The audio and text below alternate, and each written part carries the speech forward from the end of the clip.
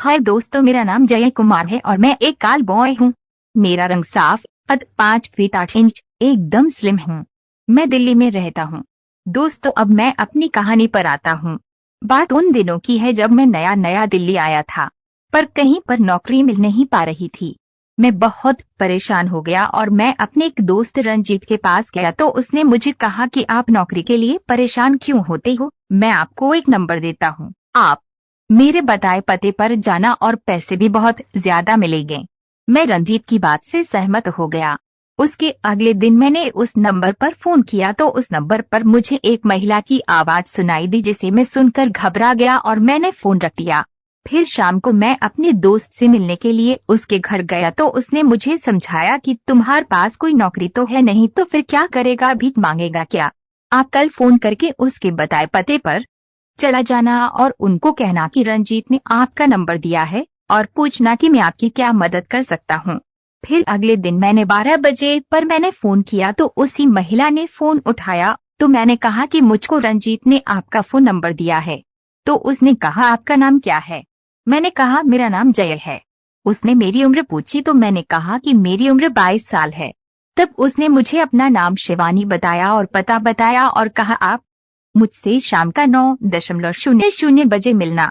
मैं शाम का 9:00 बजे उसके घर पर पहुंचा और उसके घर की बेल बजाई तो उसके घर पर उसकी नौकरानी ने दरवाजा खोला। मैंने कहा मुझे शिवानी मैडम से मिलना है। उसने मेरा नाम पूछा तो मैंने अपना नाम जय बताया। उसने कहा मैं मैडम से पूछ कर आती हूँ, आप तब तक यहीं ठहरो। मुझे बहुत ज्यादा डर रहा था और दिल धक धक कर रहा था। उसकी नौकरानी 2 मिनट बाद आई और मुझे अंदर आने को कहा। मैं अंदर जाकर उसके घर को देखकर और भी ज्यादा घबरा गया, क्योंकि उसका घर बहुत ज्यादा ही आलीशान था। नौकरानी ने मुझे पानी पिलाया और कहा कि मैडम अभी आती है, आप थोड़ी देर तक आराम से बैठो और उनका आने का इंतजार करो। 10 मिनट बाद मैडम शिवानी आई तो मैं तो उसे देखकर घबरा ही गया, क्योंकि वह तो बहुत ही खूबसूरत थी, हूर की परी। उसकी फिगर तो बस बहुत ही कमाल की थी। वो क्रीम रंग का कुर्ता और काले रंग का शलवार पहने हुए थी। मैडम ने आते ही कहा हाय जय, क्या हाल है? मैंने कहा ठीक है मैडम। मैडम ने पूछा कि आपको मेरा फोन नंबर कहाँ से मिला, तो मैंने रंजीत का नाम बताया और कहा कि वो मेरा दोस्त है। फिर हम दोनों बैठकर बात करने लगे। फिर उसने नौकरानी को चाय लाने का कहा तो नौकरानी 5 मिनट बाद चाय लेकर आई और हम दोनों ने साथ बैठकर चाय पी। मैडम शिवानी ने मुझे देखकर कहा आप घबरा क्यों रहे हो? मैंने कहा आज मैं पहली बार किसी मैडम से मिला हूँ, एक खचला माता मारक। तो वो मेरी बात सुनकर हंसने लगी और कहने लगी आपको घबराने की जरूरत नहीं है। उसके बाद उसने अपनी नौकरानी को घर जाने के लिए कह दिया कि सवेरे आ जाना। नौकरानी अपने घर चली गई। शिवानी मैडम मुझको अपने ड्राइंग रूम में ले गई। वहां पर उसने एक वाइन की बोतल, सोडा, पानी, 2 गिलास और कुछ नमकीन निकाली और मुझको उसने कुर्सी पर बैठने के लिए कहा और फिर उसने 2 पैक वाइन के बनाए। तो मैंने कहा कि मैं तो ड्रिंक नहीं करता। तो उसने कहा कि आप हमारा साथ तो 2 आप कम से कम लेना। उसने मुझको बहुत ही लाइट ड्रिंक्स के 2 पैक दिए। मैंने पहले कभी पी तो नहीं थी, मुझको हल्का सा नशा होने लगा। मैडम ने कहा चलो बेडरूम में चलते हैं। मैं मैडम के साथ उसके बेडरूम में चला गया। मैडम ने कहा पहले आपने किसी के साथ किया है? मैंने कहा हाँ, 1-2 बार अपनी गर्लफ्रेंड के साथ किया है। मैडम ने कहा आपको मेरे साथ करना है। मैं उसकी बात सुनकर घबरा गया और कहने लगा नहीं मैडम, मैं नहीं कर सकता। मैडम ने कहा फिर आप मेरे पास क्यों आए हो? मैंने कहा मैं तो आपके पास नौकरी के लिए आया हूँ। उसने कहा आपको रंजीत ने नहीं बताया कि आपको क्या करना है?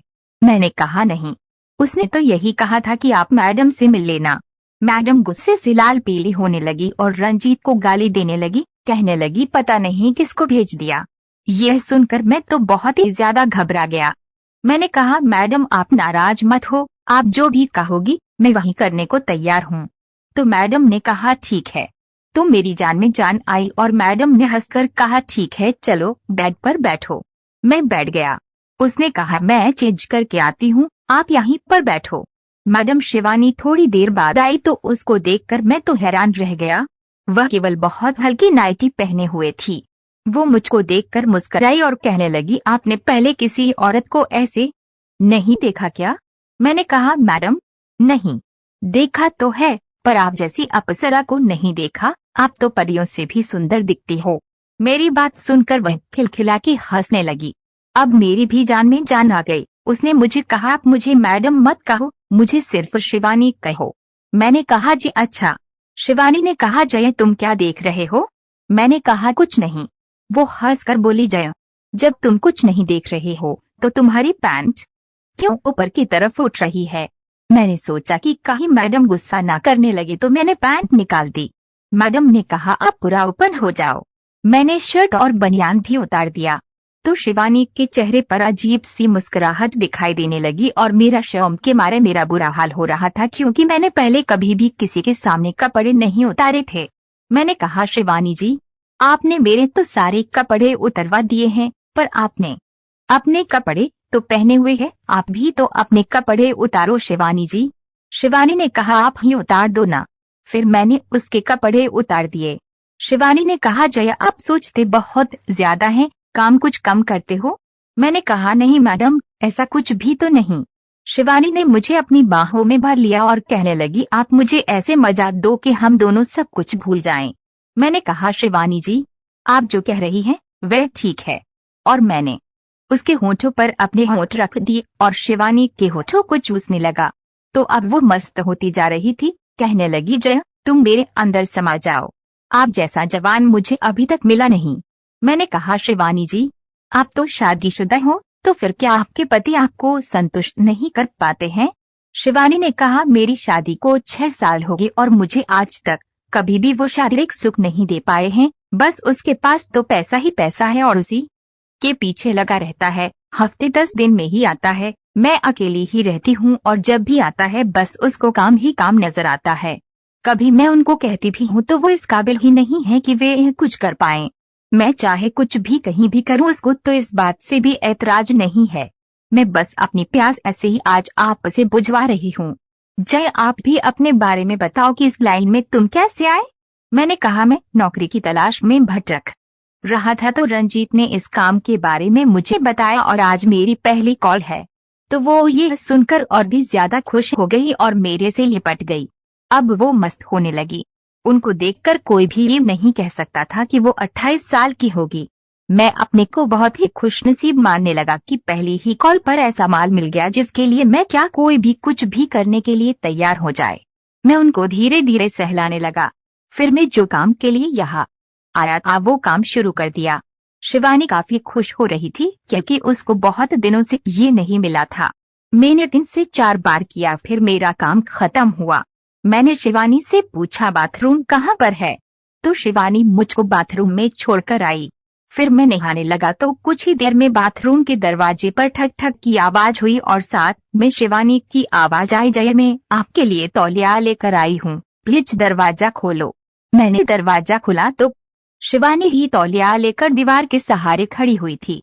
मैंने उसकी तरफ देखा तो उसने शर्म से सिर झुका लिया और अंदर आ गई। कहने लगी, जय अकेले नहा रहे हो? क्या मैं भी आपके साथ नहाऊं? मैंने कहा, हाँ क्यों नहीं। फिर हमने वहां पर ही एक बार किया। फिर नहाकर हम दोनों ही वापस शिवानी के बेडरूम में आ गए। हम दोनों ने अपने अपने कपड़े पहने और मैंने शिवानी से जाने की इजाजत मांगी तो शिवानी ने मुझसे कहा, जय एक खचला माता मारक, जब भी मैं आपको फोन करूं तो आपको जरूर आना पड़ेगा। मैंने शिवानी से कहा, मेरे पास तो फोन ही नहीं है। तो शिवानी कहा, कोई बात नहीं, फोन हम आपको दे देते हैं। और शिवानी ने मेरी फीस के मुझे 8,000 रुपए दिए और 4,000 रुपए फोन के लिए दिए। मैंने शिवानी का धन्यवाद किया और मैं अपने घर चला आया। उसके बाद शिवानी मुझे हफ्ते में कम से कम एक बार बुलाती। शिवानी ने मुझे अपने परिवार के हर सदस्य से मिलाया है और उसने अपने पति से भी।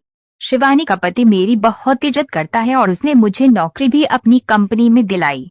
अब शिवानी और उसका परिवार बहुत खुश है। खुश भी क्यों ना हो, भरा पूरा परिवार है, किसी भी चीज की कमी नहीं है। मैं भी उनकी बहुत ही इज्जत करता हूँ क्योंकि वो मेरे जरूरत के दिनों में काम आई। मेरे और शिवानी के बीच जो भी हुआ